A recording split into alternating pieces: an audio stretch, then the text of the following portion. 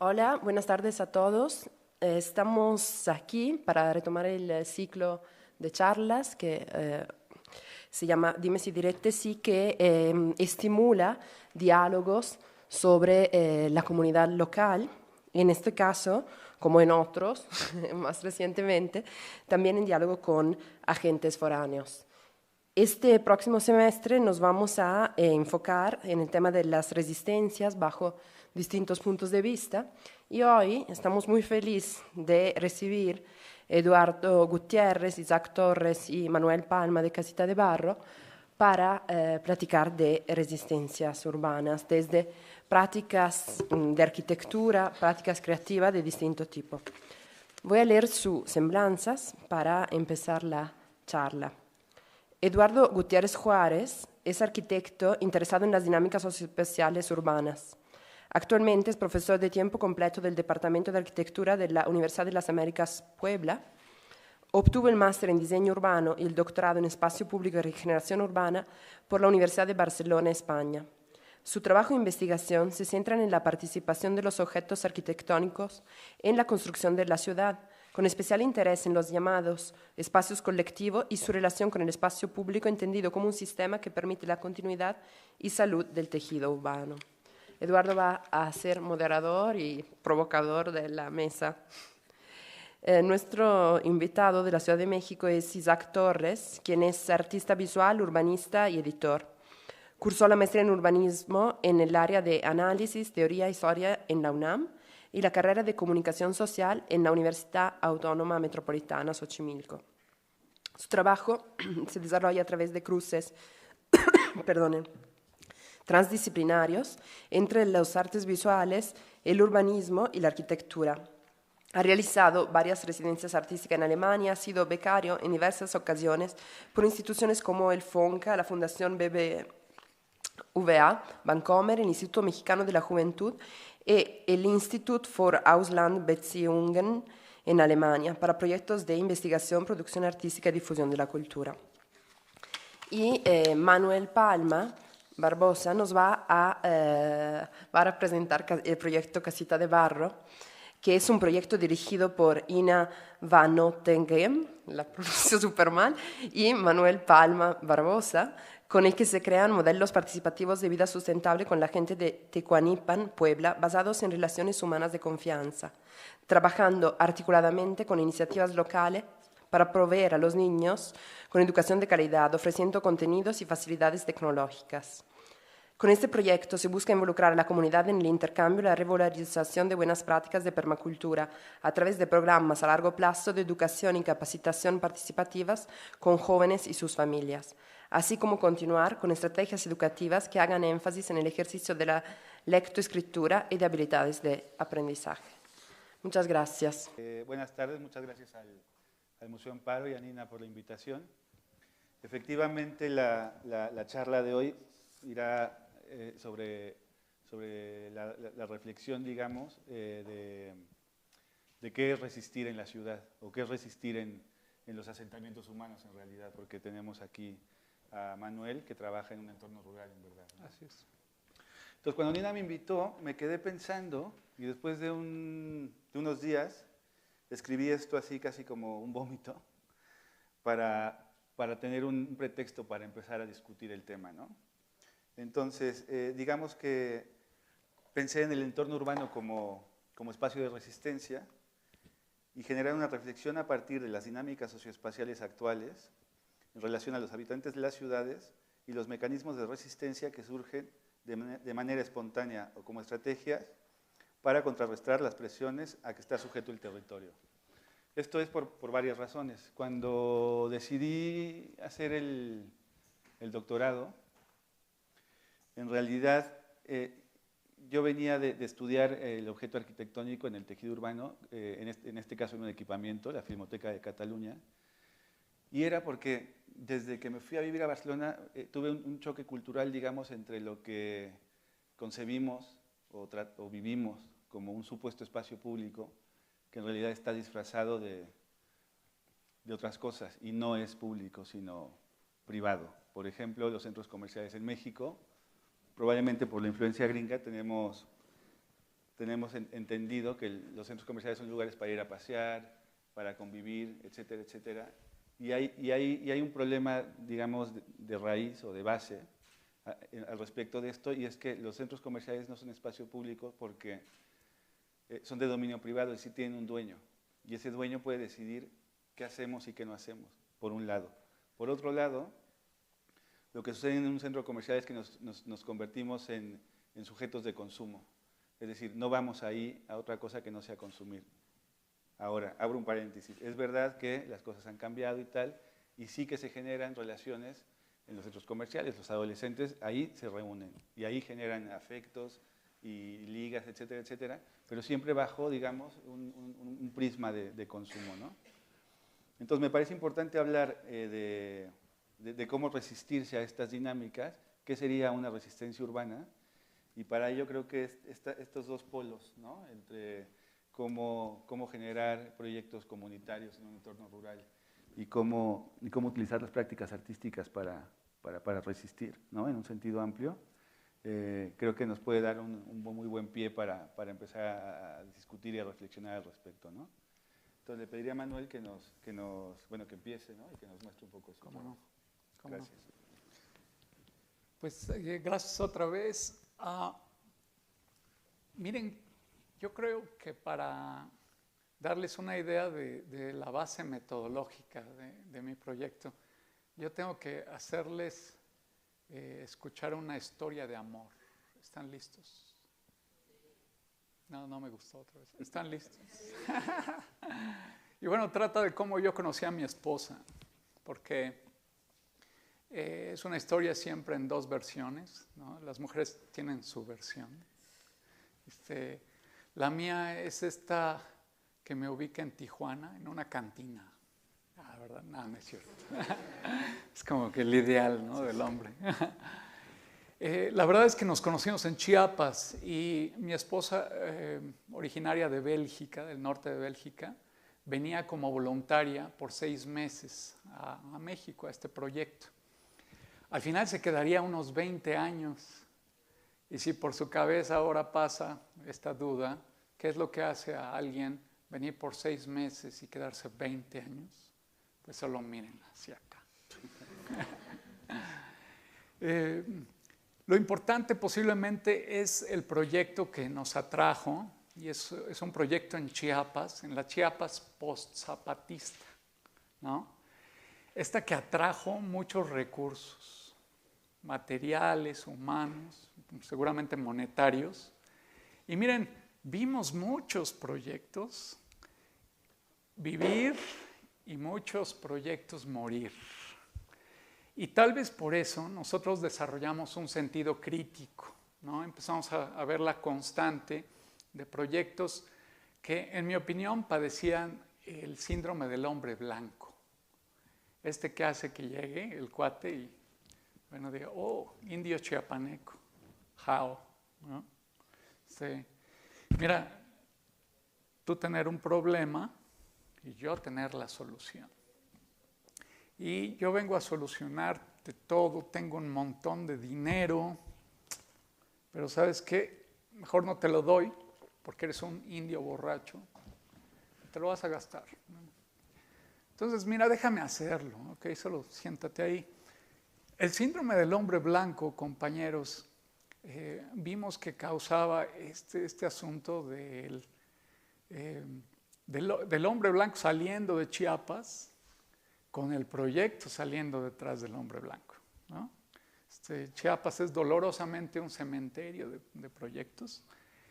Y la constante de la que les platicaba tiene a veces que ver con el grado de participación del beneficiario, del usuario, del, no sé, receptor, como ustedes le quieran llamar.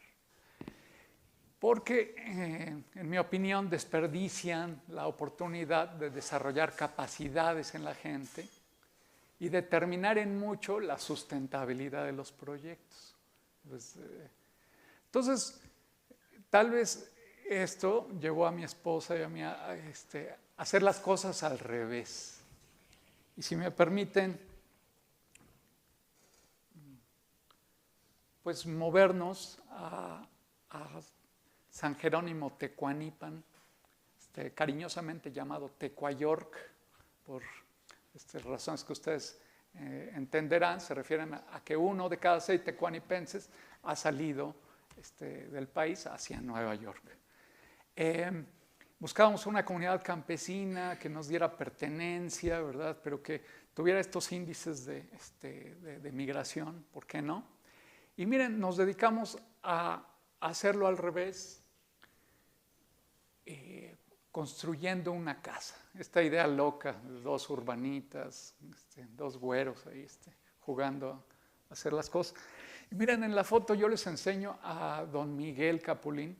Él es un hombre de 87 años que trajo, durante esta autoconstrucción que proponíamos, una gran lección, porque un campesino de 87 años me mostró que no sabía nada sobre la construcción local. Y es que me mostró que el corazón de mi futura casa iba a ser un pedazo de piedra regalada del Popo, que ahora yo sé es la espuma de la lava del volcán, ¿no? Imagínense qué hermoso conocimiento local. Entonces, negar esa parte pues, nos niega tal vez miles de años de conocimiento empírico, ¿no? La construcción fue penosa. Les hablaba de un ingrediente importante, esta piedrecita. Pero también les tengo que decir, no usamos nada de agua, sino sudor y lágrimas. Y es que nos costó un montón. Ustedes podrían pensar que el trabajo pesado trajo también una primera gran lección. Y es que cuando gentes del pueblo se atrevieron a ayudarnos a construir, pues nos dieron una visión muy clara de cómo la arquitectura y la industria de la construcción en la ciudad se alimenta permanentemente de mano de obra calificada como lo es la mano de obra campesina. Gente que desde chiquita le sabe a la pala, al pico, ¿no? Y que bueno, tienen ya bien clavado este asunto de salirse del pueblo y bueno, ir a la ciudad más cercana y por qué no al extranjero, ¿no? Enfrente de ustedes una primera gran lección y es que mi vecina, yo creo que nos vio tan cansados y fregados que trajo sin conocernos un platito de mole, ahí arriba sí pueden verlo, unas tortillas azules padrísimas, un aguacate criollo. Miren, nunca me había sabido mejor un platillo como este. Fue una primera gran lección porque yo estaba enfrente de algo que se llama solidaridad y que en la cabeza de una urbanita viene con un precio, viene con algo que dices, podría ser sospechoso. Algo quiere esa señora, ¿no? Pero bueno, algunas de las lecciones aprendidas pues nos llevaron a proponer esta casita. Es una casa de 40 metros cuadrados que nos atrajo casi inmediatamente, nos acabamos de mudar, a representantes del censo. Y yo tengo que platicarles esto porque fue un evento que me pegó fuertemente. Venía en la forma de una señorita, ya saben, su tablero, haciendo preguntas marcianas. Primera pregunta, no la voy a olvidar. ¿Tiene usted un piso firme? Yo le bailé, ¿no? Dije, pues sí. Me dice, es que es de barro. Pues ya es de barro. Y miren, hizo una anotación y una mueca. Y miren, si les hablo de esta mueca, es porque la entrevista transcurrió con muecas. O sea, porque me siguió preguntando cuántas habitaciones tienen. Yo le dije, ¿el baño cuenta? Me dice, no, mueca. Pero, y bueno, para hacerla corta, llega al punto de, ¿tiene usted televisión? Y cuando le digo que no, se me queda viendo, casi como ustedes ahora me están viendo. Nah. Mis estudiantes se me quedan viendo como un extraterrestre, ¿no? Y seguramente me están preguntando, ¿qué hará en la noche? Yo les tendría que decir, no es su asunto. ¿Okay? Pero al final, miren, yo califiqué por debajo de la línea de la pobreza. Ustedes están frente a un pobresor. Y me pegó el evento, no porque alguien me dijera que soy pobre, sino porque yo había dejado uno de estos empleos muy godines, muy sedentario, para que en un sabático construyera mi casa. Entonces, yo había casi en el primer mes ganado una condición física muy buena, ¿no? Empezábamos a comer del jardín, orgánico, limpio. Y yo estaba, en resumen, viviendo en un pueblo, en un entorno natural, tranquilo, a buen aire, bla, bla, ¿verdad? Esto se va a convertir en una cruzada de Casita de Barro por proponer una reflexión en torno a la calidad de vida. Para allá voy. Es una reflexión que proponemos a la comunidad campesina que les platico enseguida. Porque Ismael, este chico, entonces toca la puerta, sabe que somos maestros y nos pide ayuda con la tarea. Y bueno, el chico se sienta, empieza a tratar de leer, escribir. No puede ni leer ni escribir con 15 años, ¿no? Creo que no estoy hablando de nada que no conozcan. Se llama brecha educativa. Y no es campo-ciudad, no es educación privada, educación pública, sino todo eso y más, ¿verdad? El hecho es que nos llevó a invitar a Ismael a que invitara a otros chicos. Y bueno, invitó a sus hermanitos, una prima, y ellos invitaron a otros, y al final del mes mi casa lucía como esto. 30 chamacos en mi mansión, no funciona.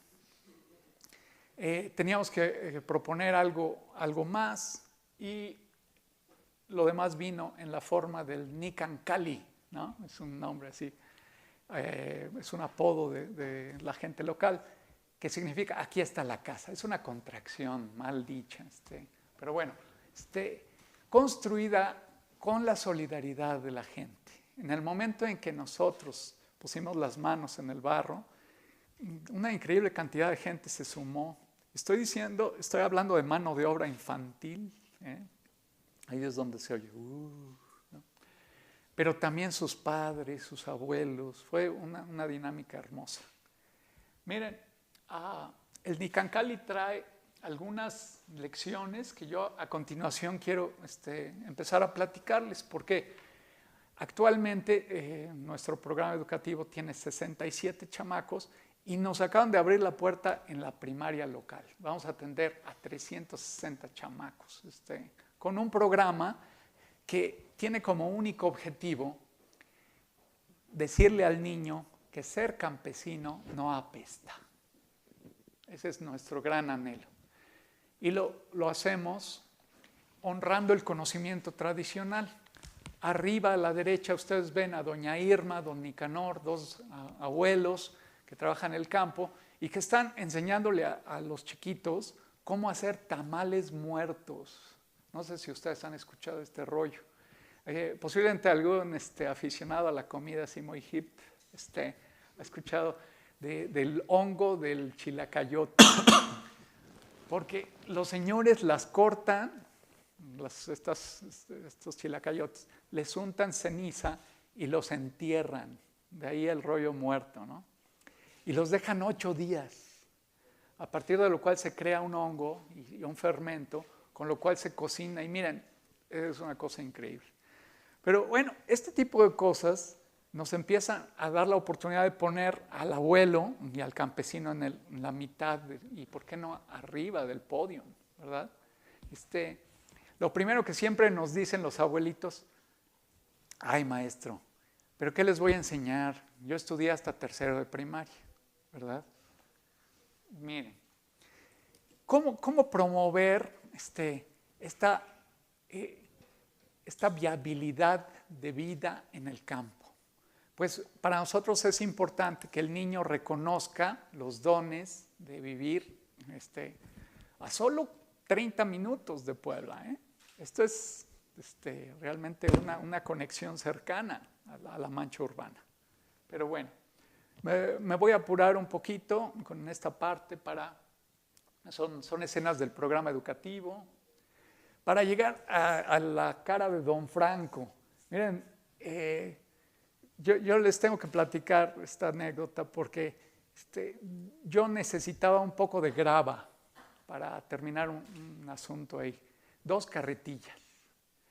Y yo había visto que Don Franco, mi vecino, tenía grava. Entonces llego, le pregunto, Don Franco, véndame, ¿no? Es el lenguaje propio de la ciudad. Véndame grava. Y miren, él tomó como 2 segundos incómodos, vio hacia el suelo y me dijo, no, maestro, no se la voy a vender. Ahí yo dije, ¿no? ¿Qué onda? Y me dice, se la voy a prestar. Y bueno, a mí me habían prestado varias cosas, pero nunca grava, ¿no? Y yo tuve que entender que es un vocablo muy frecuente en el pueblo y en verdad todos le deben a alguien y todos han prestado a alguien, ¿no? Es una hermosa codependencia que voy a explicar en la forma de arriba. Mi gran romance como urbanita, ¿verdad? Llegar y pensar que puedo ser completamente autónomo, puedo producir todo lo que necesito. Pues ¿saben qué? Que mi vecina por generaciones ha producido una inmejorable calidad de huevo. Y en la siguiente puerta hay un lechero, Don José. Entonces, eso me ha permitido hacer vínculos que nosotros urbanitas hemos perdido en muchas formas, ¿verdad? Para generar una autosuficiencia real, ¿verdad? Ahí está mi familia apoyándome en la construcción, el programa educativo, esta solidaridad. Yo aquí me detengo para proponer un rollo que traigo clavado aquí, y es la triste realidad de que la gente en el pueblo está demoliendo sus casas de adobe para construir con block y con lámina, ¿verdad? Yo me atrevo ahora a decir que hay un asunto aún de blanquitud, porque gente del pueblo nos ha dicho, pero ¿por qué tan sucia su pared, ¿no? Así como el color de tierra, ¿no? Pero así con esta cara, ¿no? Entonces, es un rollo que podría ser objeto de un estudio sociológico. Pero bueno, en este caso tuvimos la oportunidad de usar mano de obra infantil para construir esto. En su punto medio lucía seguramente como lo que ven. Es un demostrativo de un baño seco cuyo mingitorio, aquí se los voy a enseñar, ahora está desconectado en esta foto, perdón, pero obviamente ven una manguera pegada al tronco del árbol. Ahí está el mingitorio ahora. Y es algo que lleva la orina directamente a la raíz del árbol. Y ustedes ya sospechan el nombre del proyecto. Se llama el Mi Arbolito. Y no se van a imaginar la cantidad de fruta que ha dado este árbol viejo. Estoy hablando de aguacate. Increíble, ¿no? No me gustan las risas de por allá, por favor. Miren, así luce, ¿eh? Y es uno de los proyectos que nos tiene esperanzados porque va a dar una alternativa a gente que tenía un río formidable hace unos 15 años hasta que se conectó el drenaje. El pueblo entonces ha generado de esto un drenaje terrible. Es tan triste como cierto. Bueno, y las estufas Lorena, estas estufas que ahorran la mitad de la madera, y llevan el humo fuera de los pulmones de la señora. No sé si ustedes conocen una cocina campesina, pero se ve como ustedes la ven, con los muros negros. Pues un doctor me dice, así se ven los pulmones de la señora por dentro. De ahí el valor de estas estufas ahorradoras de leña. Pero bueno, a mí me gustaría ir, no sé cómo voy de tiempo, Eduardo. Ok. Cierro con que le platicaba a Eduardo, ha hecho de casita de barro un objeto de estudio. Y es un cuate de la Universidad de Liverpool que está estudiando el rollo de islas de calor. Si no es familiar el término para ustedes, ustedes tendrían que pensar que el día de hoy ya hay una diferencia de 5 grados entre el centro de la ciudad de Puebla y los alrededores, ¿no? El entorno rural. Estamos hablando de cómo las ciudades se están calentando, básicamente, ¿no? El cuate entonces elige una primera casa en el mero centro de la ciudad de Puebla para monitorear la temperatura. Se aleja 1 kilómetro, elige otra casa.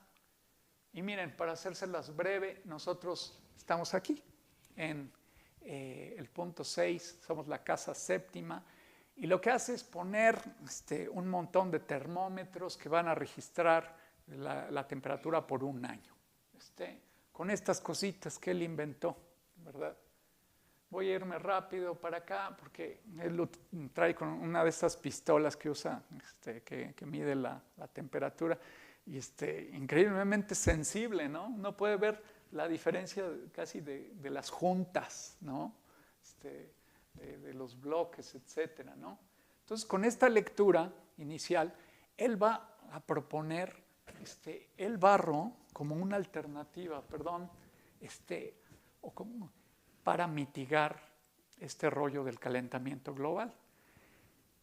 A mí se me hace bien interesante conocer el resultado de su estudio porque él hace una prospección de cómo va a lucir Puebla en los próximos 50 años. Qué tanto se va a calentar, ¿no? Si es el caso. Y bueno, él propone el barro. Hay un ensayo ahí que se me hace interesante pensar que va a salir a la vista.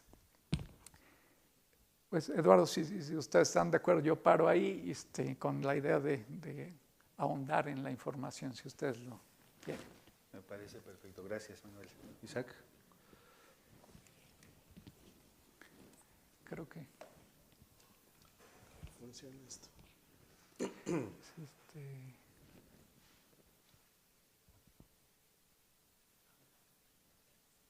Creo que la tienen que poner allá.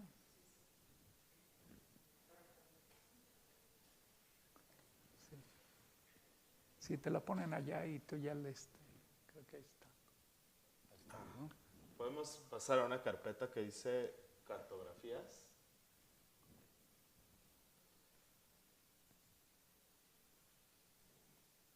Ok, ahí está. Y ahí ya lo voy pasando, ¿no? Okay.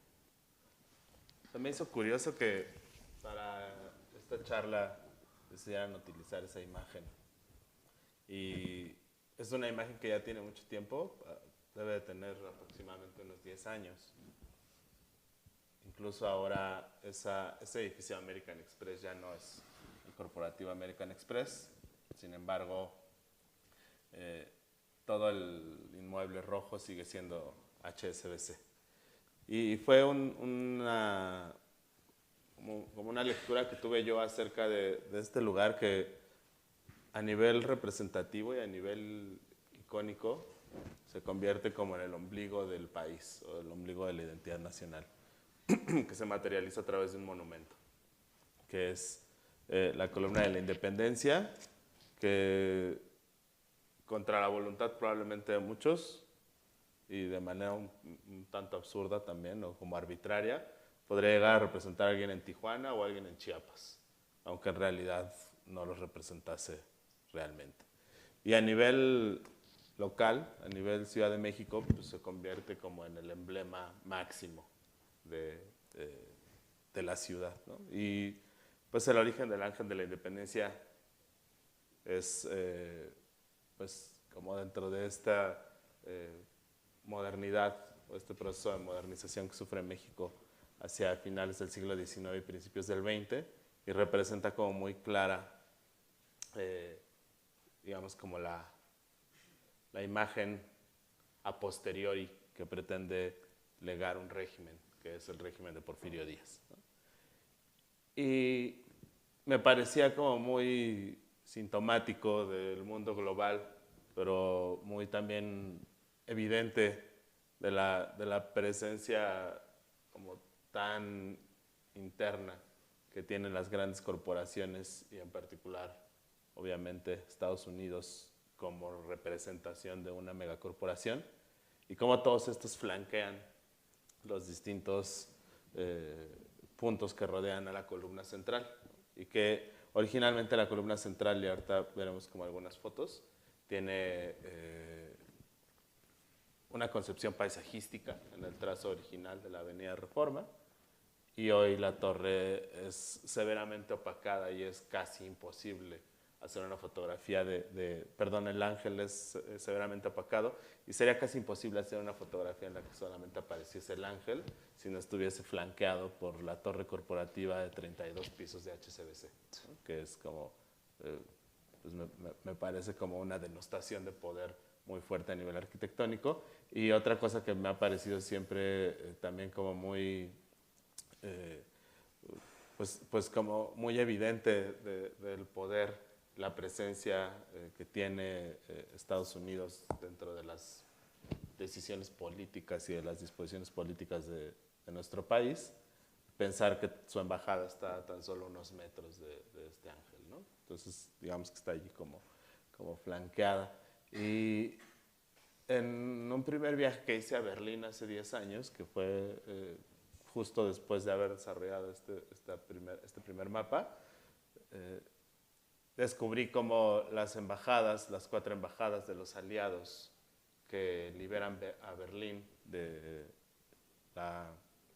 bueno, digamos que liberan a la población de Berlín del régimen nazi, se disponen también en torno al elemento principal a nivel icónico de la ciudad, que es la Puerta de Brandenburgo. Y junto a la Puerta de Brandenburgo, que digamos es su equivalente a nuestro Ángel de la Independencia, se encuentran la Embajada de Estados Unidos, la de Francia, la de Inglaterra y la de Rusia, ¿no? En torno a su avenida principal, que es, en términos históricos, que es la avenida que cruza el gran bosque del Tiergarten. Y me pareció muy, muy curiosa como la similitud que tenía como en función de esto, ¿no? Y fue como el punto de partida para empezar a trabajar a partir de una dinámica de mapas. Y entonces también me pareció fortuito que hubieran elegido esta imagen porque es una imagen que yo tenía como muy perdida dentro de mi archivo, pero que justamente coincide con una serie de investigaciones y de trabajos que he estado desarrollando junto con otros colegas a través de un reciente programa formativo que ofrecemos en exploración urbana y en el cual nos hemos dado la tarea de trabajar sobre el Paseo de la Reforma. Y eso a su vez llevándome como a otras partes de las que les quiero hablar como más adelante. Esto tiene que ver más con... ¿Cómo se va pasando? ¿Sí? Ya entendí. Creo que apuntas para allá. Ajá. Okay. Esta imagen podemos abrirla en modo completo, es que está recortada.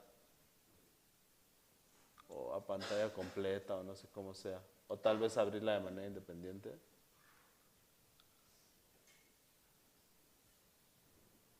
Bueno, les platico un poco, es que sí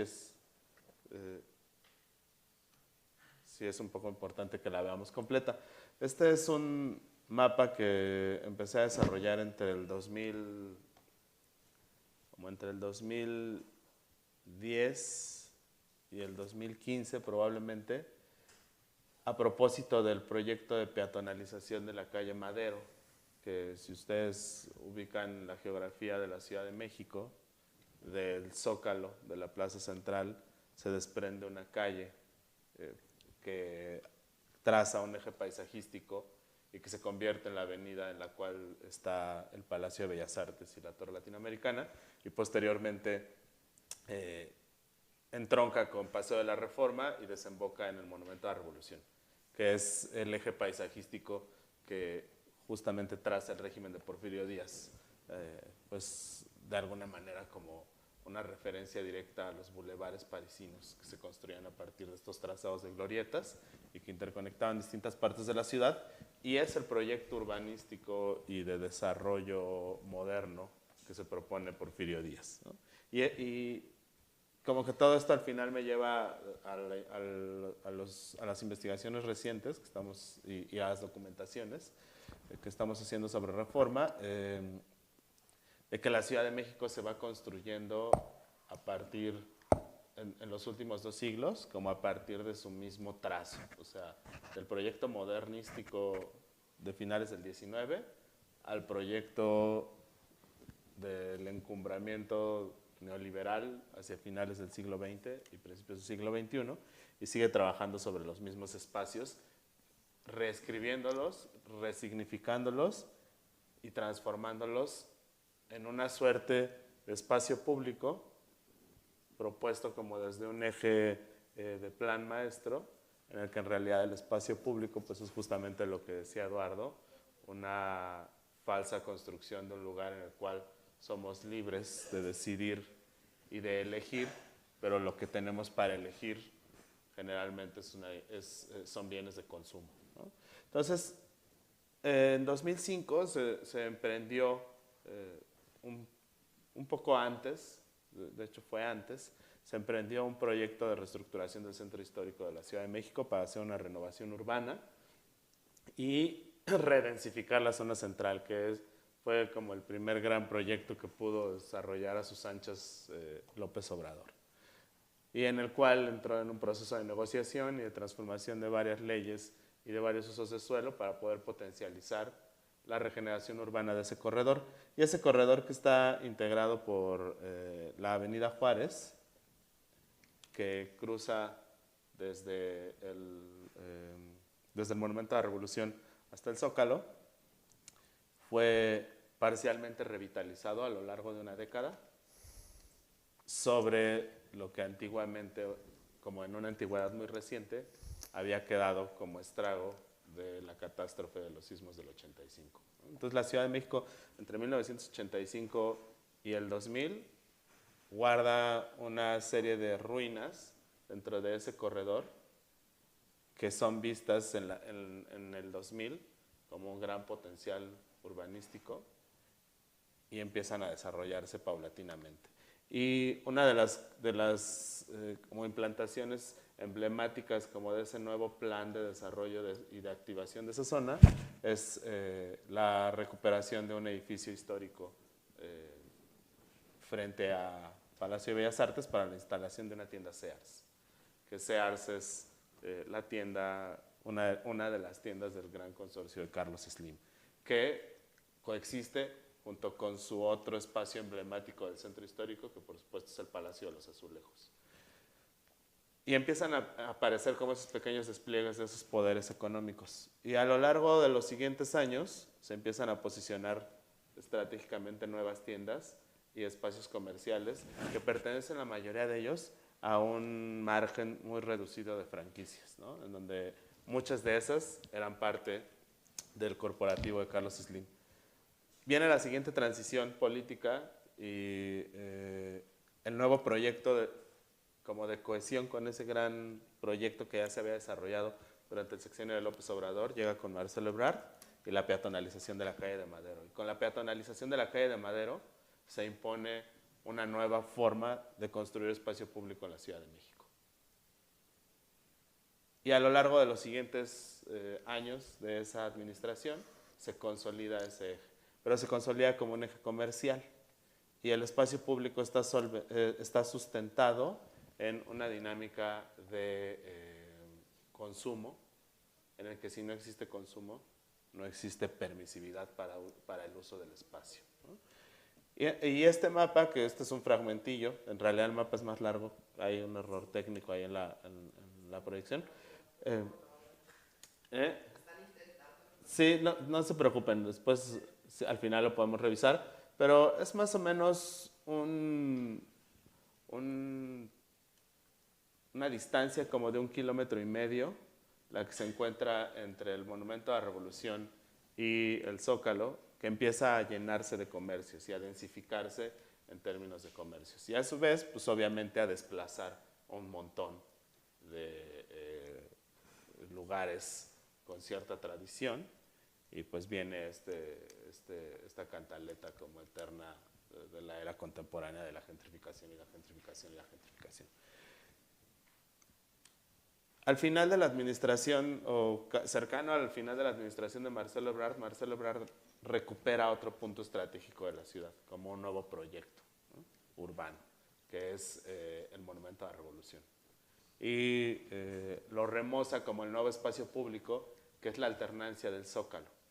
La revitalización y la apropiación del Monumento a la Revolución como un escenario de despliegue de un nuevo régimen político que ya no se representa a través de su presencia, sino más bien a través de sus acciones orquestadas en función de generar espectáculos públicos, como traer a Britney Spears o como poner pistas de hielo, que es parte de esta retórica de estos periodos políticos.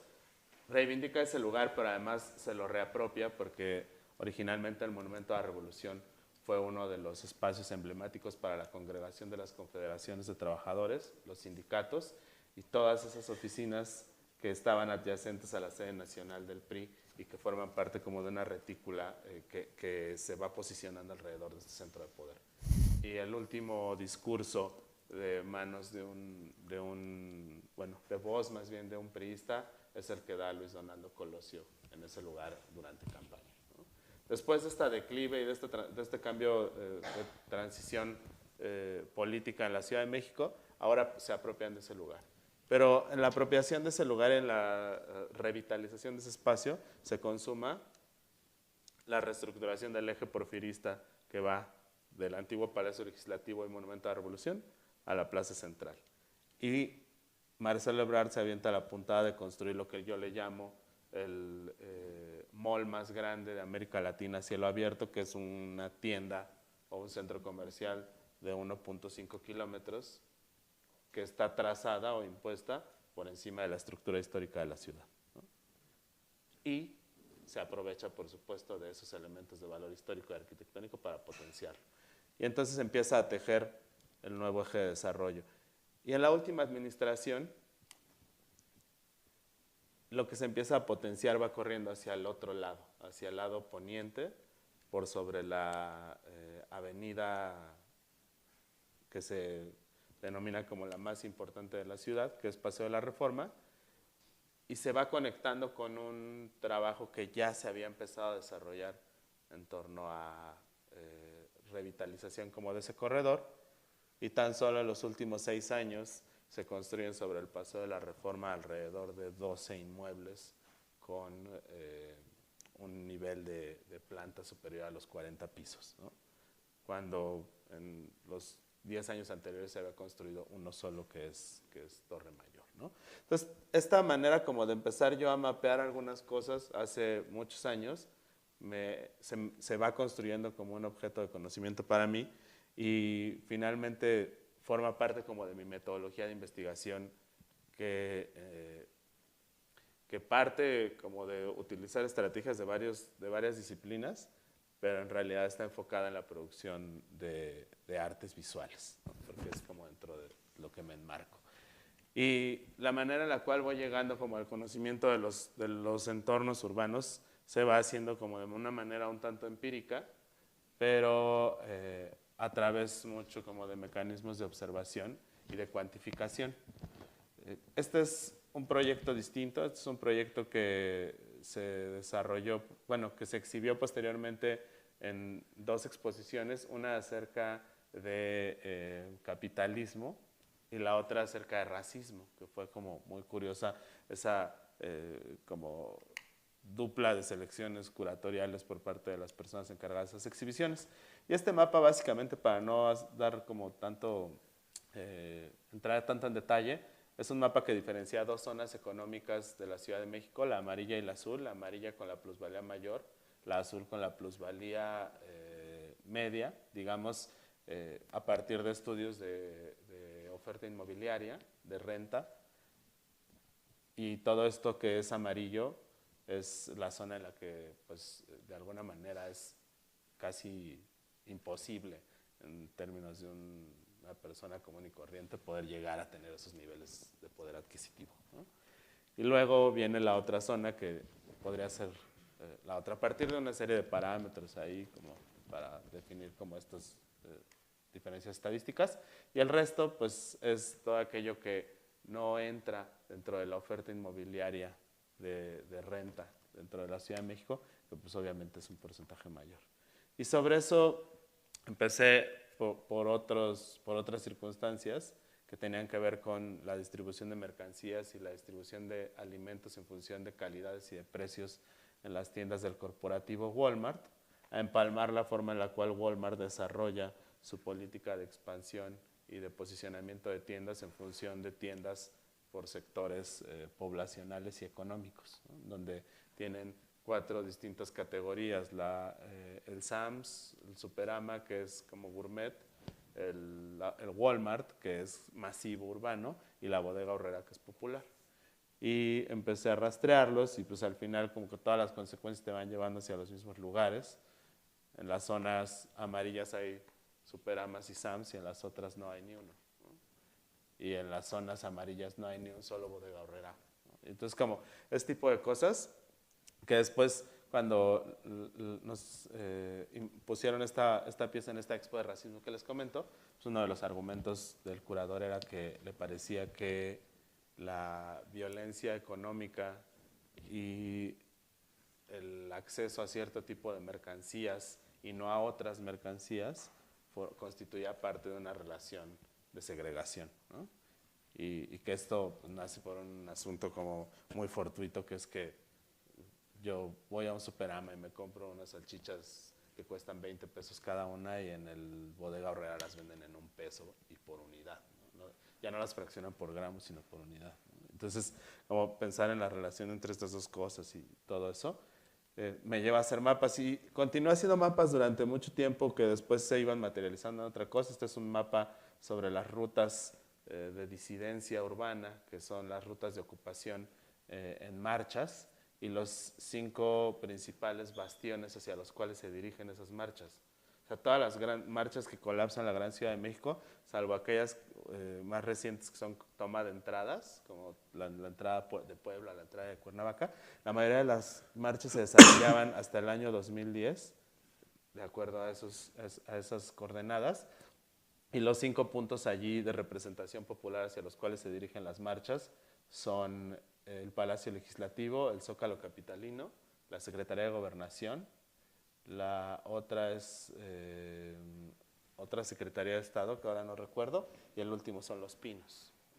Entonces, como la idea de construir este paisaje cultural de la resistencia para una generación como la mía, por ejemplo, pues es como totalmente identificable. Y a partir de eso, empezar a abstraer esas representaciones gráficas, sustrayendo esos distintos mapas que yo quiero obtener de la ciudad para tener lecturas distintas. Y este es un último que es un mapa sobre las rutas del poder, la manera en la cual está distribuido el poder político dentro de la Ciudad de México, y que una de las grandes penitencias que tiene la Ciudad de México es esa, ¿no? La de ser el lugar el repositorio del poder político central. Y este es un mapa que va mostrando cómo están desde la Cámara de Diputados hacia el Palacio Nacional, hacia la Secretaría de Hacienda, la Secretaría de Gobernación, algunas de las secretarías de Estado más importantes, hasta llegar al final hacia Los Pinos y al campo militar y a la zona militar, ¿no? Que todavía falta una parte más. Y que más o menos se va desplegando sobre el mismo eje de Reforma, ¿no? Entonces, de repente eso me termina como regresando a esto, y esto se termina conectando como con esto, ¿no? Todo esto yo lo voy produciendo a partir de estudios gráficos con mapas, y de allí se van desprendiendo muchas cosas que por un lado tienen que ver con arte y por otro lado tienen que ver como con investigación urbana también.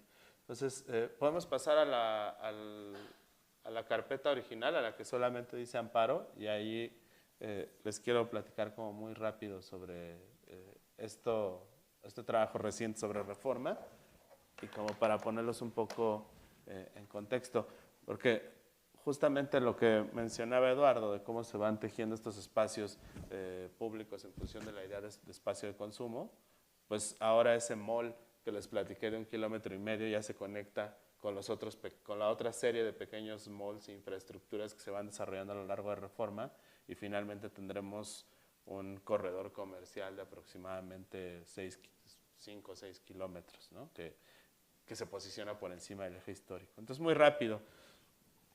Para quienes no ubiquen muy bien la geografía de la Ciudad de México, en el extremo de allá está el Zócalo, ese camino azul que vemos es la Avenida Juárez, que cruza la Alameda, y la traza amarilla es la traza histórica de una de las primeras representaciones cartográficas del Paseo de la Emperatriz, proyectado por Maximiliano durante el periodo de ocupación, posteriormente retomado por Benito Juárez y finalmente remozado por Porfirio Díaz para la construcción del Paseo de la Reforma, ¿no? Y desde ahí empieza como una gran pugna ideológica, ¿no?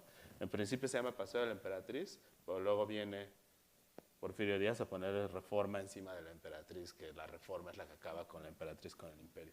Y entre medio cuenta la leyenda que Juárez se manda a poner un descampado en la intersección de Avenida Juárez, que en aquel entonces no era Avenida Juárez, y Paseo de la Reforma, para que lo reciba una comitiva cuando viene regresando del Cerro de las Campanas después de presenciar la ejecución de Maximiliano, ¿no? Entonces, este es como el paisaje de la Reforma porfirista, en la cual se empiezan a construir como estas glorietas ideológicas. En principio está Carlos V, el máximo representante español, pero luego viene la columna de la independencia de Porfirio Díaz y una serie de monumentos que va proyectando a lo largo de estas glorietas. El primero de ellos es el de Colón, que digamos que es como la segunda parte, ¿no? Como de la representación europea. Pero también una de las cosas curiosas del régimen de Porfirio Díaz es que decide reivindicar la figura de lo indígena con una visión como estoicista y heroica, y entonces manda, por supuesto, a poner el monumento a Cuauhtémoc, pero manda a poner a los primos de Cuauhtémoc aquí, a Itzcoatl y a Tzayacatl, que abrían el Paseo de la Reforma, y que posteriormente a Vox Populi son rechazados porque a la gente que pasea por Reforma pues no le gusta ver dos indios verdes ahí parados, ¿no? Entonces deciden exiliarlos y los mandan lentamente hacia el norte de la ciudad hasta terminar llegando a la salida de Pachuca, donde terminan enquistándose y apropiándose del territorio y dándole el nombre, ¿no? Y ahora esa zona se conoce como Indios Verdes. Originalmente estaban allí. A lo mejor sería interesante ahora, sobre pretexto de toda esta supuesta transformación de valores y de ideales, reivindicar a los Indios Verdes y llevárnoslos de regreso a Reforma. Se verían bien padres, porque además en medio tendrían el 43 nos faltan 43. Entonces, estas son como algunas imágenes de ese paseo, y esta es como ya una siguiente etapa de reforma, una reforma completa y absolutamente moderna, que es la reforma proyectada por Mario Pani, el Arqui, de estas grandes glorietas y de estas microciudades en torno a las glorietas.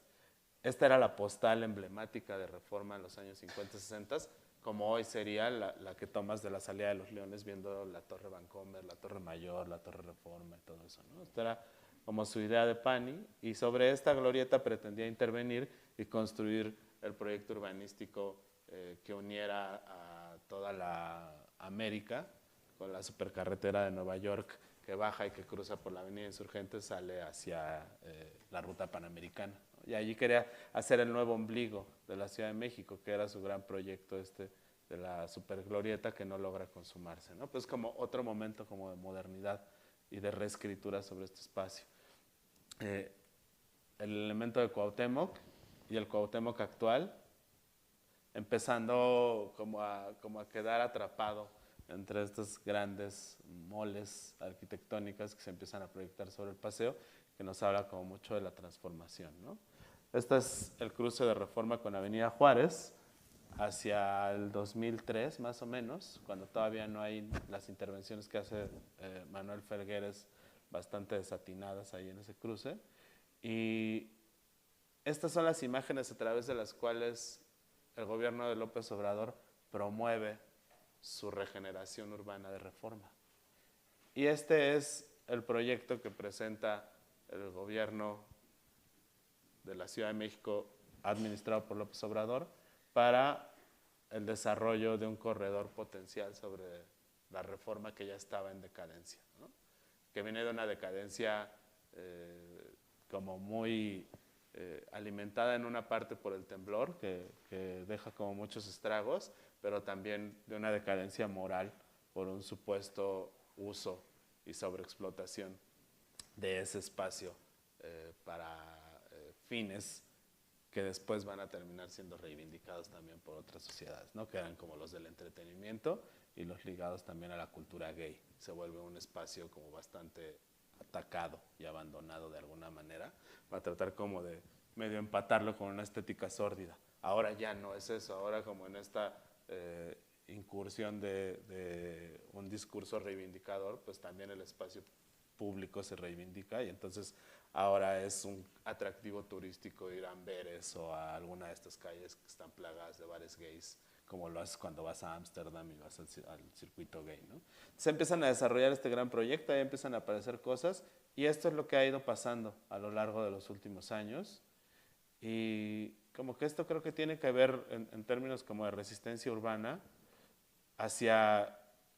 No podemos competir contra estas cosas como a nivel pie de banqueta, incluso ni siquiera a nivel congregación, es bien difícil, salvo que existan algunas cosas o algunos otros factores. Por ejemplo, en 2008 Ebrard propuso la construcción de una torre monumental en la zona de la Feria de Chapultepec y fue rechazado como a través del escrutinio público y de la prensa. En realidad los que tiraban como estos proyectos son la prensa. Me parece como impresionante ver esta imagen cuando surgió este primer rascacielos que era más grande ahora sí que la Torre Pemex y ahora hay 4 así a un lado que ya ni siquiera dejan ver ese primero.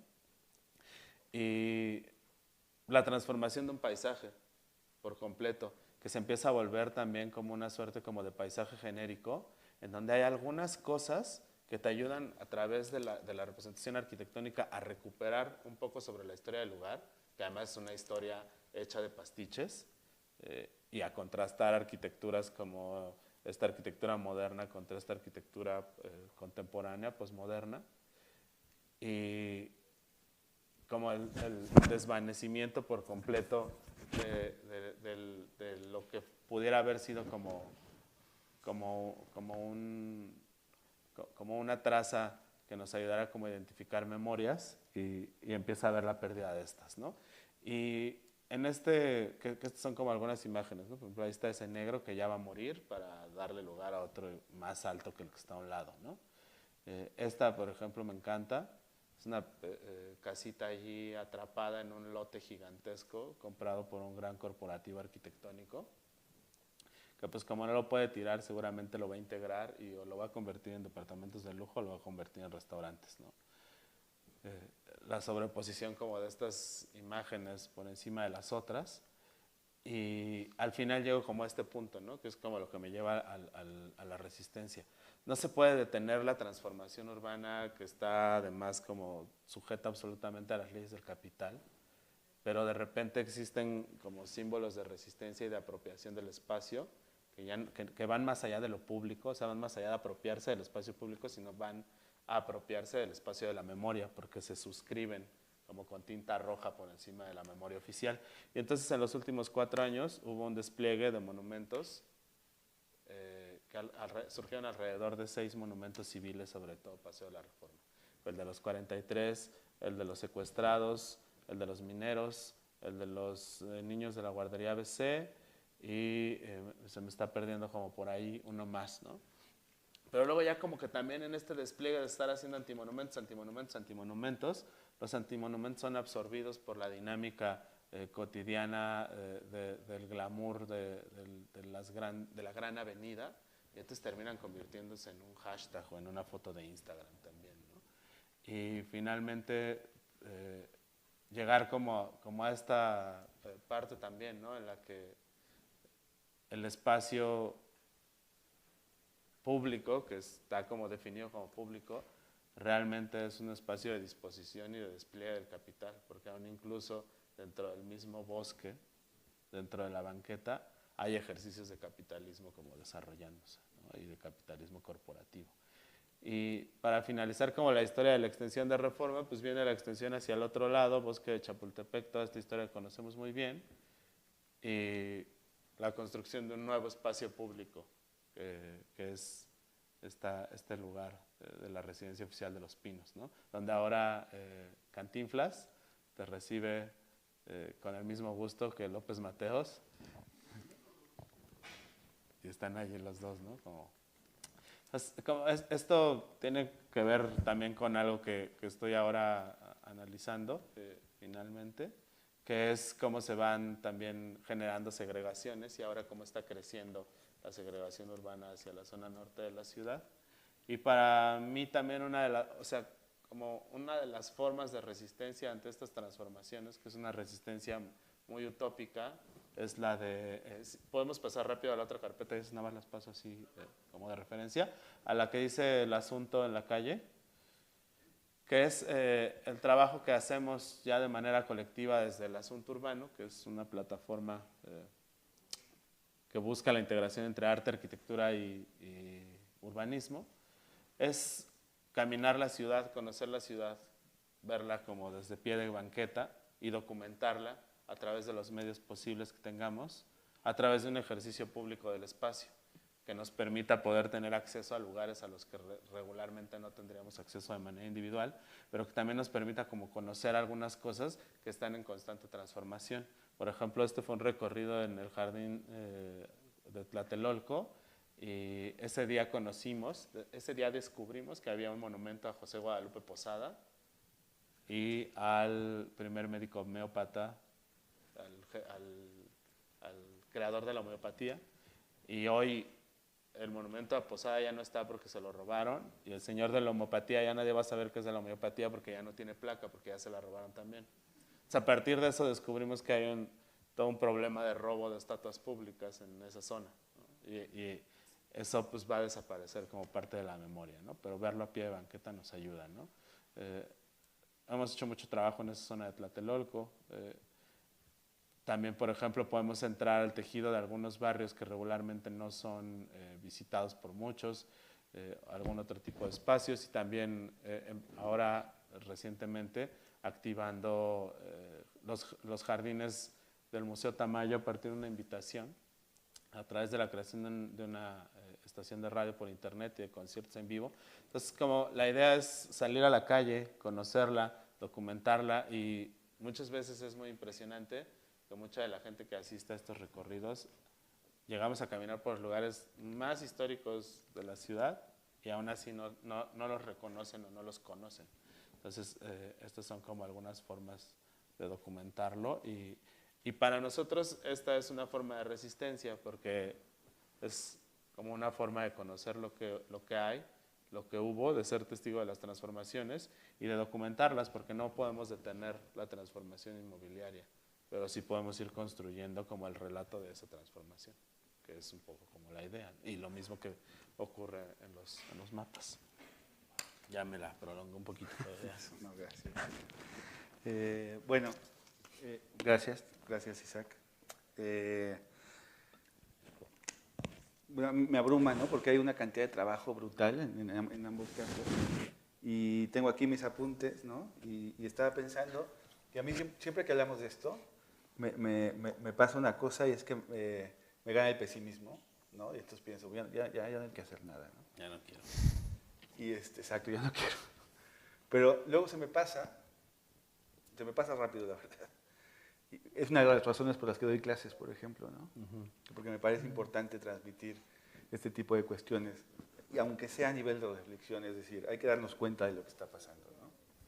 Entonces, hay una cosa que me pareció válgase la expresión, muy bonita, y es lo que planteaba Manuel, casi como el motor del proyecto, es la calidad de vida, ¿no? Y en ese sentido pensaba yo, y es algo que se viene pensando ya desde hace mucho tiempo, es si en realidad la ciudad es el futuro, ¿no? Probablemente el futuro está en el campo. Nos hemos encargado de que la ciudad se vuelva un espacio inhabitable, por muchas razones, ¿no? Y el pensar en la calidad de vida como eso, que puede ser el motivo por el que nos movamos y hagamos cosas, me parece maravilloso, ¿no? Y creo que fue un poco casual, de alguna manera. Te diste cuenta que estabas viviendo mejor, ¿no? Absolutamente, definitivamente. A todos niveles, ¿no? A nivel de salud, a nivel de comunidad, de sentirte parte, ¿no? De estar haciendo cosas con tu cuerpo, etcétera, etcétera, ¿no?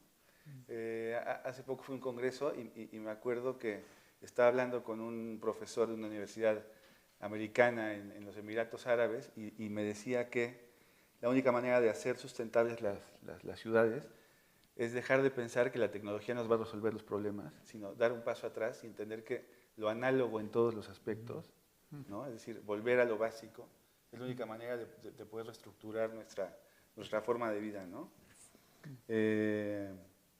Entonces, para provocar un poco, ¿no? Me gustaría plantear una serie de preguntas, ¿no? La primera es, ¿la resistencia en la ciudad es resistencia? ¿O en realidad nos engañamos? ¿Me explico? Es decir, estamos jugando un juego perverso en el que creemos que resistimos y no, ¿no? Es decir, tal vez la única manera de resistir es abandonando las ciudades y yéndonos al campo, ¿no? Siendo muy radical, evidentemente. Estas cuestiones del institucional, del lenguaje, de la autonomía, ¿no? ¿Son posibles en la ciudad todavía? O en realidad se pueden construir ya más bien en otros entornos, ¿no? Yo vivo en Cholula desde hace 25 años, 22, con idas y venidas, y he visto cómo se ha transformado. Cuando yo llegué era un pueblito de verdad, con calles sin asfaltar, con muchas dinámicas muy rurales, ¿no? Lecheros, agricultores, etcétera, etcétera, y poco a poco se ha ido transformando. Algo que no ha cambiado es que yo, desde que llegué y hasta ahora, y siempre lo seré, un extranjero, ¿no? Hay un sentido de pertenencia muy bruta, muy fuerte, ¿no? Pero de alguna manera sí sucumbe, ¿no? a estas dinámicas perversas del capital que convierten el territorio en ciudad, ¿no? Por otro lado, me ha encantado tu exposición. Le encuentro una lógica aplastante desde el principio a fin, y además me resuena mucho, ¿no? Esta cuestión de entenderla, o sea, es decir, de leer la ciudad a partir de lo privado, dándote cuenta de que casi no queda nada público y que lo público al final está al servicio de lo privado, es brutal, ¿no? Y en ese sentido, creo que es muy importante reconocer lo simbólico en la ciudad, ¿no? Es decir, qué representan las cosas que suceden en lo edificado y cómo eso edificado se vuelve parte de una estrategia casi militar, ¿no? En la que hay alguien que es capaz de comprar lo que nos pertenece a todos por derecho propio y convertirse en el dueño del espacio urbano, ¿no? Y para muestra un botón Slim, que es dueño del Centro Histórico de la Ciudad de México, ¿no? Entonces, eso, de alguna manera, lo que genera es que estos espacios de resistencia que tienen su plataforma, o su base, o en el espacio público, ¿no? Terminan convirtiéndose en propiedad de alguien y en ese sentido desapareciendo de manera súper perversa, ¿no? Es decir, cuando la calle ya no es de todos, ya no podemos protestar ahí, ¿no? Y eso pasa porque los espacios de resistencia se vuelven identificables, como bien decías, y por lo tanto son predecibles, ¿no? Y eso me lleva a otro término muy interesante que creo que es importante sacar aquí, digamos, a la discusión, que es la urbanalización que plantea un geógrafo catalán, Francesc Muñoz, que habla de cómo la ciudad se vuelve banal y los paisajes se vuelven comunes. Es decir, hay lugares en la Ciudad de México que tú podrías estar en Barcelona o en Beijing o en Buenos Aires y serían igual porque en todos hay un Starbucks, en todos hay un Mango, en todos hay un Zara y se vuelven objeto, digamos, de este paisaje común, ¿no? Entonces, la primera pregunta es, ¿hay resistencia en la ciudad? O sea, ¿la resistencia en la ciudad es resistencia? ¿No? Buena pregunta. Ayúdenme. Ayúdenme. No, por supuesto, interrumpan, ¿eh? O sea, yo creo que estamos en un espacio bastante íntimo, no somos tantos, entonces, por favor, la idea es generar una reflexión compartida, ¿no? Un diálogo. Tenemos todavía un ratito. Sí, sabes que es bien válida, ¿no? Esta reflexión, porque sin querer, cuando yo llegué a vivir en un pueblo campesino, tuve que verme en el espejo como alguien que estaba reproduciendo los mismos defectos, los mismos pecados que tanto criticamos, ¿no? De repente, el ser urbanita te mete en un esquema inconsciente, ¿no? Y acaba siendo parte de un problema que al final está, no sé, te está haciendo un cómplice terrible, ¿no? Fíjense que yo ya no hablé de cómo, pues, este municipio campesino se ha mantenido por décadas al margen de todos los líos de políticos y todos esos.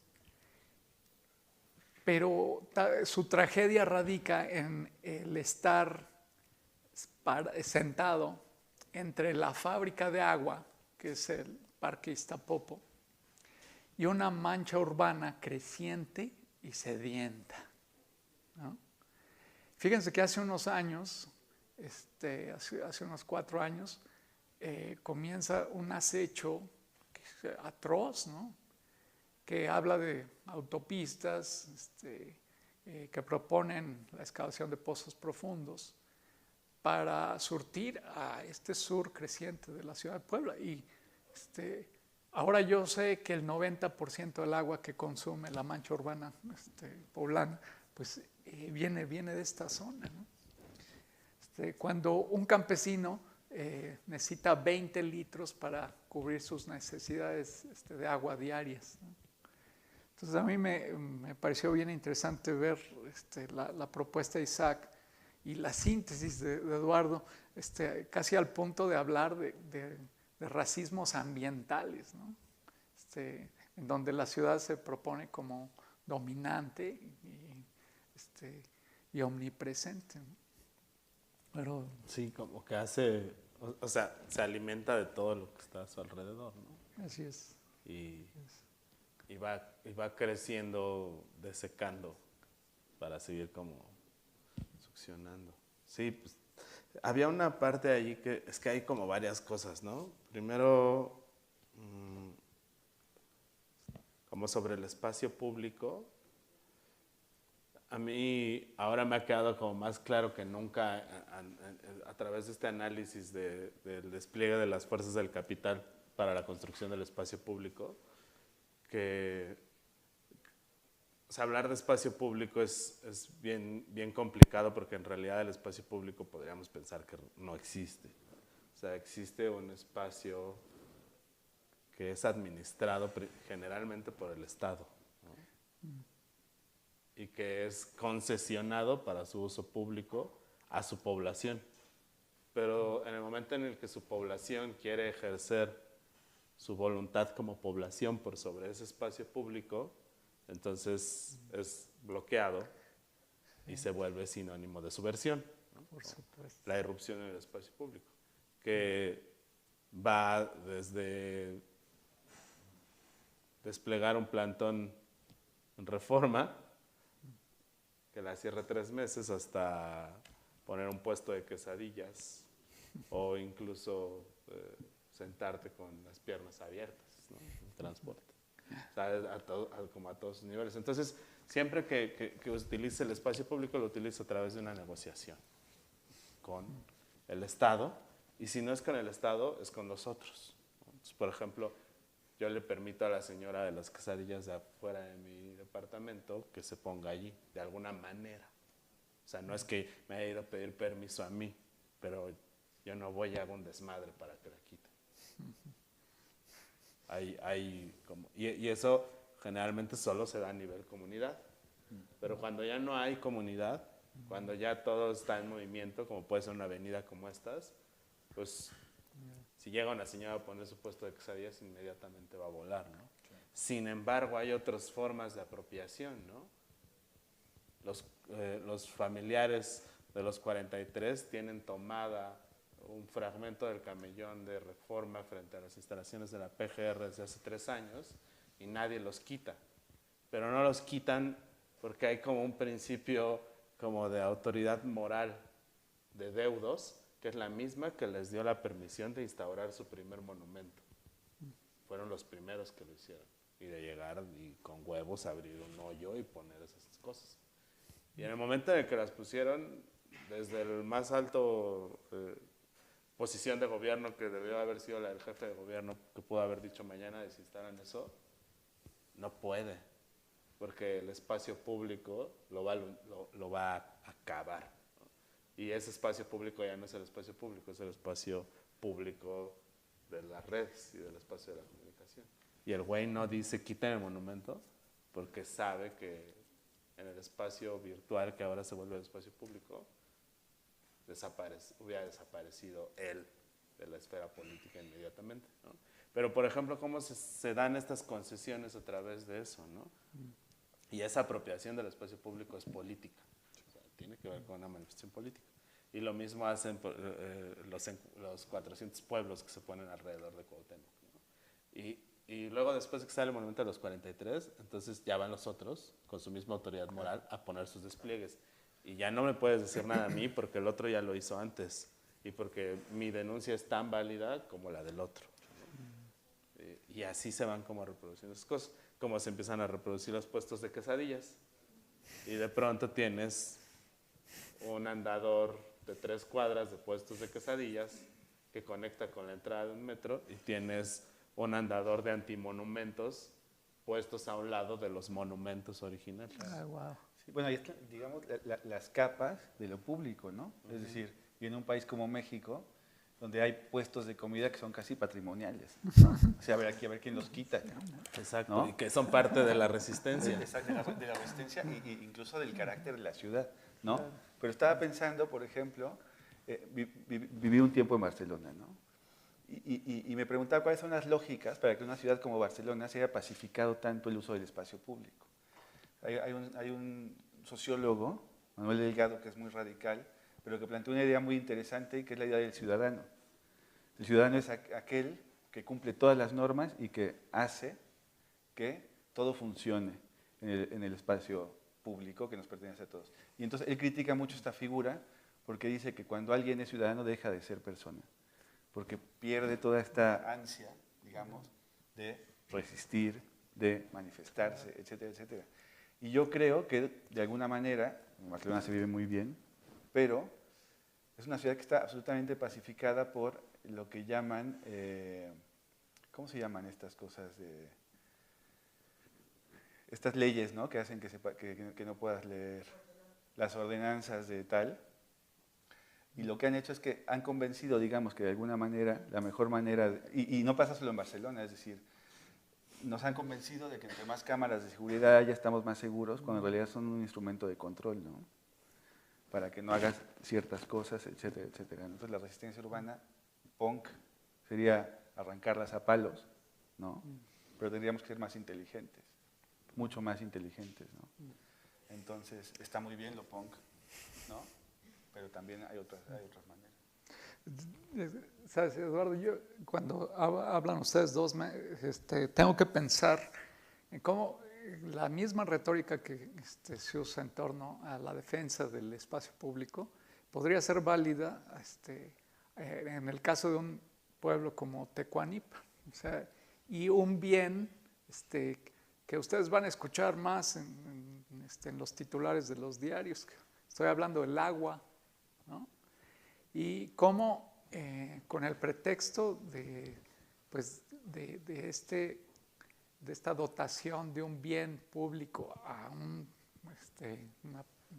no sé, población mayor, se construyen todos estos ductos y que al final son privados, ¿no?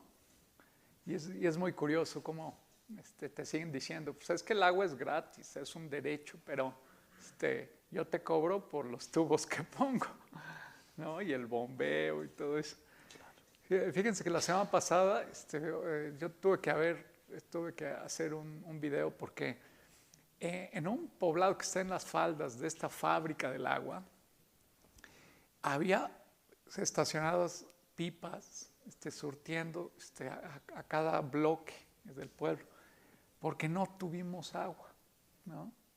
Entonces es un asunto de bueno, ¿qué está pasando, no? Como ustedes tendrían que saber que hay modelos extremos en estados americanos como el de Colorado. Es ilegal captar el agua de lluvia, ¿no? Entonces este rollo del bien público. Claro. Sí, en San Andrés, por ejemplo, no hay red de agua potable. O sea, cada casa que hay en San Andrés tiene un pozo, incluida la mía, incluida la uni.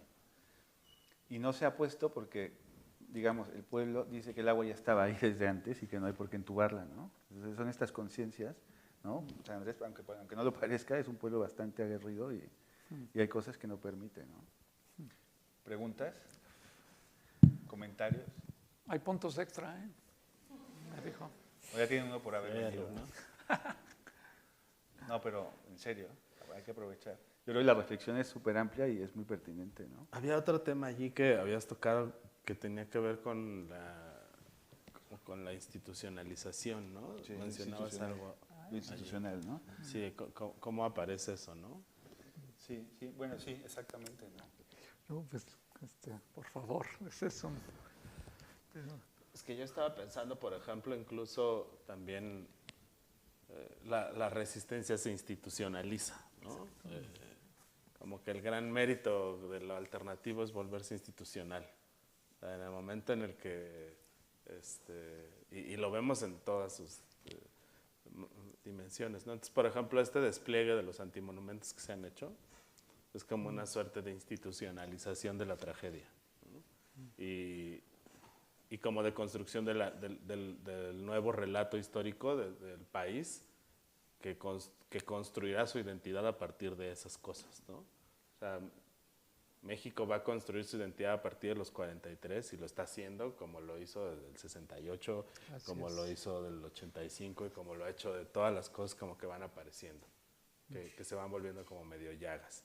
Pero en el momento en el que se despliegan sobre el espacio público y se conmemoran, se oficializan, pero también como que se naturalizan, ¿no? Y entonces de repente pues, se vuelven allí point mark. Claro, ¿no? Y se mercantilizan. Y entonces ahora, tal vez no para las Spring Breakers gringas, pero sí a lo mejor para un turista italiano con un poco de conciencia social, sea importante ir a ese sitio y tomarle una foto. Hacer un y selfie. tal vez tomarse una foto. Por supuesto. Y la otra parte que tenía que que me hace mucho ruido es como la que mencionas sobre la homogeneización de la experiencia de ciudad, ¿no? Yo tenía un colega con el que hacíamos una broma, que le decía yo, fuera de los centros históricos todo se parece a Ecatepec, ¿no? Porque teníamos él tenía una casa en Ecatepec y teníamos como un cuartito de azotea donde hacíamos música y cosas y entonces siempre decía así como, le decía, yo me podría parar de tu casa, así salir en la mañana medio borracho y decir así de, ay cabrón, desperté en Puebla, o estoy en Tlaxcala, y eso tenía que ver con la estética del concreto, que es lo que decías tú como del blanqueamiento de estas cosas. Y ahora, por ejemplo, pues viene toda una nueva generación de arquitectos con una cierta conciencia ambiental, con un interés en la experimentación de materiales endémicos, etcétera, etcétera. Y entonces empieza a ponerse como de moda. Entonces ellos empiezan a hacer diseños con una mascarilla arquitectónica utilizando esas técnicas que para los que vienen desde afuera van a ser cool. Ya todos van a querer hacer sus casas así y resulta que la gente de aquí pues, no las quiere hacer así porque así las ha hecho siempre y ya no quiere hacerlas así. Así es. Triste, ¿no? Y esta propuesta de crecimiento, ¿no? Como generación de espacio de pugna, ¿no? Porque sin querer ya nos ponen a competir, ¿no? A las gentes urbanas con las del campo. Yo estoy recordando la propuesta gringa de la suburbia, ¿no? Que propone ir a vivir con las comodidades del campo, pero pues, todo la zona de confort, todo el esquema de confort de la ciudad, ¿no? Que es extractivista, ¿no? Y que pues, al final acaba teniendo un impacto mayor. Y cómo nos pone sin querer en este barco sin dirección, ¿no? Es una de las cosas que siempre me va a hacer ruido, ¿no? Que ahora, por ejemplo, el esquema de producción de vivienda de alto rango, como de lujo, como la que se despliega sobre Avenida Reforma en los casos que llegan a ser habitacionales, que son los mínimos, se complementa con una infraestructura comercial. Entonces, por ejemplo, el complejo este famoso de Reforma 222, diseñado por Teodoro González de León, proyecta abajo un centro comercial que es una continuidad de pie de banqueta. O sea, no es entrar a un lugar, no es caminar, y lo construye como un espacio público, y cuando tú te bajas del Metrobús puedes salir a Reforma caminando por adentro del Summers y por ahí. Y nunca está cerrado realmente. Y encima tiene 2 torres, una de oficinas y una de departamentos, ¿no? Entonces la gente, y ahora se han reproducido como mucho ese tipo de conjuntos, ¿no? Donde, como el que están proyectando de Mítica en Coyoacán. Entonces tú pues termina siendo como la idea de la suburbia, pero contraída, ¿no? O sea, ya no es la suburbia expandida que tenía las glorietas, ahora es la suburbia contraída hacia arriba que tiene un roof garden, o 2 o 3, y abajo tiene un comercial mexicana, y tiene un Oxxo y unas farmacias Benavides, unas farmacias Guadalajara, y a la vuelta tiene una cervecería de barrio, un depósito. Y entonces ya todo tendría que suceder ahí dentro. Claro, bueno, en realidad responde a lógicas de cómo se construye la ciudad, ¿no? O sea, se supone que el proyecto de un gran arquitecto que piensa un chorro y entonces le va a dar la vuelta a esta cuestión de lo privado a pie de calle, pero todos los locales son para seguir consumiendo, ¿no? Entonces, es una falacia, ¿no? Yo hacía un análisis que le he dicho a algunos alumnos y a algunos amigos. O sea, la ciudad de alguna manera se vuelve una realidad a partir de la revolución industrial, ¿no? Entonces hay fábricas y viene la gente del campo y tal, y lo que se produce en la ciudad son productos, vale la redundancia, ¿no? Cuando se supera esta etapa, en la ciudad se tiene que vender algo y entonces se empiezan a vender servicios, ¿no? Hay una burguesía, entonces ya no hay que trabajar con las manos y hay profesiones y entonces se venden servicios. Y hemos llegado a un punto en el que ahora mismo estamos en otra transformación y por lo tanto, ¿qué podríamos vender? Pues experiencias. Y en las ciudades lo que se vende son experiencias, desde el turibús hasta lo que se te pueda ocurrir, ¿no? Los festivales, etcétera, etcétera, ¿no? Entonces también tiene que ver con los modos de producción y con que ahora las cosas casi ninguna es material porque todo está, y ahora va a hablar como viejito, en el aparato. Forma de experiencia. Sí, tenía que decir. Sí, claro. Fíjate, Eduardo, que me hiciste pensar como un colega, justamente que se movía del sur de California para México, me decía que alguna vez se metió algo el cuate, ¿no? Estoy hablando de como de drogas semilegales, y se dio una pérdida horrible, porque en cada esquina él encontraba lo mismo. No sé, una gasolinera, un 7-Eleven, ¿no? Entonces, él tuvo la sensación de que estaba dando vueltas, ¿no? Cuando al final de su locura, había caminado en línea, ¿no? Por millas en este caso. Entonces, hazme el favor. ¿Y cómo estamos replicando, ¿no? Ese modelo? Mi sobrino estaba deleitado porque había llegado a Puebla el Applebee's, ¿no? Y yo estaba tratando de decirle, a ver, espérate, es como una broma de mal gusto llevar a tu chica, ¿no? Al Applebee's, o sea, es como lo más chales, ¿no? Y bueno, es este residuo cultural que nos están vendiendo y con gusto lo estamos tragando, ¿no? Claro. Sí, la experiencia es la misma, ¿no? O sea, al final el Applebee's de Puebla, el de Sonora, el de Santa Fe o el del aeropuerto son exactamente iguales. Sí, bueno, lo que nos hacen creer que nos gusta, ¿no? Entonces, todos a la Starbucks, bueno, en fin. ¿Preguntas? ¿Comentarios? ¿Cómo andamos de tiempo? A ver, Nina. Bueno, voy a romper un poco el hielo de acá. Nos falta, bueno, lo que queramos, digamos, máximo a las 8 deberíamos de dejar el auditorio. Así que son todavía unos 20 minutos máximo, pues. Pero algo que me gustaba, me había interesado también en la forma en la cual habían mostrado los dos proyectos, las dos investigaciones, es el uso de la voz, ¿no? O sea, pienso que en realidad en ambos haya un énfasis directo e indirecto. Bueno, acá es muy evidente, ¿no? La formación de otras narrativas, pero también en lo de Manuel, ¿no? También de otras veces que hablé con Ina y contigo, y que precisamente acá un poco nos contaste, la idea también de proponer un modelo de vida totalmente afuera, ¿no? De los esquemas, y que luego pudiera detonar cosas a partir de una conversación. Y me ha parecido interesante, ¿no? Como respecto a esta pregunta que estabas haciendo si es todavía posible una resistencia en la ciudad, obviamente pues dudo que sea posible frenar, ¿no?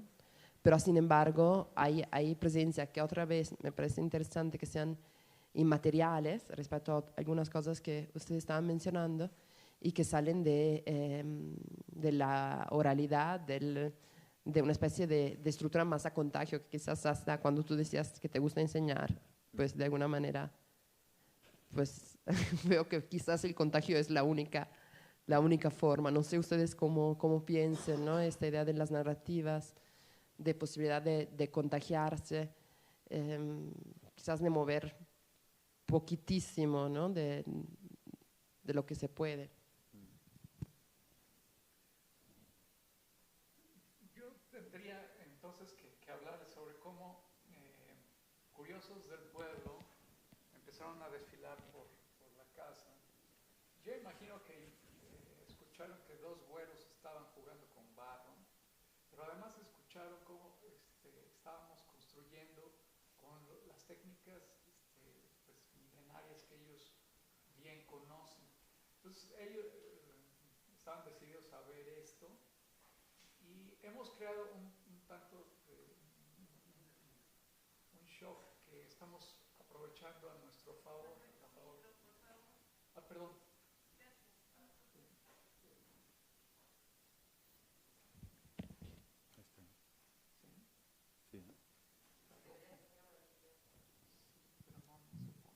¿No? Te paso este. Ya se gastó. Gracias. Bueno, les hablaba sobre cómo la gente llegó y en el momento en que cruzó el umbral de la puerta, empezó a evocar todas estas memorias de vida en espacios de tierra de los abuelos y cómo pues empezó a identificar también beneficios, ¿no? Derivados de vivir en una casa de adobe. No, pues es fresca en la mañana, es tibia en la noche, tiene capacidades acústicas, ¿sí? Entonces, es algo que nos dio una idea de qué iba a ser nuestro proyecto. Ahora Casita Barro es un demostrativo y yo tengo que serles bien honesto, aprovecha mucho este asunto de clase, ¿no? Que hace que el güero llegue y que proponga algo y que el pueblo quiera ver lo que está haciendo el güero, que son estudiados, dicen que son maestros, ¿no? Y bueno, el ser maestro siempre es como un rollo de estatus simbólico. Entonces, nos ha puesto en un punto de proponer pues aquello que la gente sabe. Yo ahora estoy convencido que no tengo que enseñar nada a la gente del campo, sino recordarle esta calidad de vida, ¿no? que han tenido siempre, y bueno, proponerla en forma de objetos que funcionan, ¿no? ¿Por qué no? Que dialogan con la modernidad.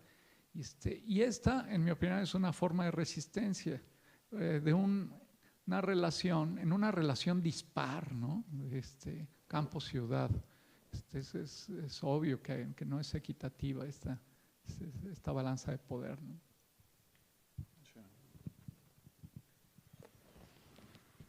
No, yo en mi caso, pues, o sea, gran parte del trabajo está enfocado en construir conocimiento o difundir conocimiento a través de redes no formales, ¿no? Como puede ser, por ejemplo, este día así, caminar el centro y hablar sobre los movimientos literarios de la ciudad del 19 para entender en dónde estaban y cómo se relacionaban, ¿no? Entonces, todo el tiempo estamos tratando de hacer eso, pero una de las, como de los puntos como centrales de eso es activar en la gente un sentimiento de identificación, ¿no? De afinidad con esa historia o con esas cosas, ¿no? Que la gente también eso de alguna manera promueva la imaginación, ¿no? Estimule la imaginación para pensar en cómo fue ese lugar, en cómo es ese lugar, en cómo puede ser ese lugar o en cómo va a ser ese lugar en el futuro, ¿no? Por ejemplo. Que eso pues, nos ayuda a diagnosticar un montón, ¿no? O sea, y caminar la ciudad y descubrir como cosas que se van construyendo de distintas memorias nos ayuda como a tener un entendimiento como más claro de todo, ¿no? Entonces, si andamos por un lugar y vemos un baldío y alguien nos dice, este baldío, o sea, no sé, yo por ejemplo, en la última caminata iba y les dije, en este baldío había un hotel, unas oficinas de gobierno y como una bodega, y ahora no hay nada y en medio quedó este predio antiguo que seguramente no pueden demoler porque es patrimonial. Y entonces alguien me dijo, sí, y me explicaron de quién es el proyecto arquitectónico que está proyectado para ese lugar, ¿no? Que firma de arquitectos es cosa que yo desconocía, ¿no? Entonces ahora ya sé de qué va el rollo. Y luego resulta que alguien me dice, pero aquí había una escuela y ya no está la escuela. Y yo venía a esa escuela y esos depas que están a un lado del lote donde estaba la escuela son como de 1990. Y entonces empiezo a no entender que desde 1990 empieza la verdadera transformación de ese entorno, ¿no? Y que y así se van como complementando las cosas. Y otra cosa que me parece como un símbolo de resistencia también padre es que a través de estas redes se van como construyendo catálogos de experiencias, de cosas que vale la pena conocer dentro de la ciudad, ¿no? Que pueden ser desde un edificio. Resulta que a lo mejor un autor arquitectónico importante se le ocurrió construir un edificio en una colonia popular y nadie sabe que está allí, y ahora ya cuando llevas a los chavos estudiantes de arqui que saben de qué se trata eso, se emocionan porque lo ven, ¿no? Y la gente de esa colonia le vale completamente madre que esté ese edificio ahí, ¿no? Pero un día se los dices y les dices que ese señor fue importante y entonces ya escuchas una charla de café de que no, aquí vivió un arquitecto muy importante, ¿no? O gente que incluso se construye sus mitos, ¿no? O, aquí vivió Porfirio Díaz, este es uno de los 20 lugares en los que vivió Porfirio Díaz, ¿no?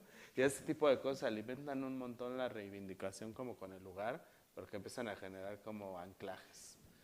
Tengo un colega que dice que tiene un proyecto bien padre que quiere poner retratos de Fidel Castro con el Che Guevara en todos los bares y cafés de la Ciudad de México, porque dice que en todos los lugares a donde va le dicen, aquí se juntaban el Che y Fidel y fraguaron la revolución, ¿no? Está buenísimo. Entonces queremos meterlo ahí como en lugares. Y, no sé, por ejemplo, hay una de estas fotos que les enseñé hace rato, creo que no viene aquí, ¿no? Está en la carpeta anterior. ¿Me puedes ayudar a pasar a la carpeta de atrás?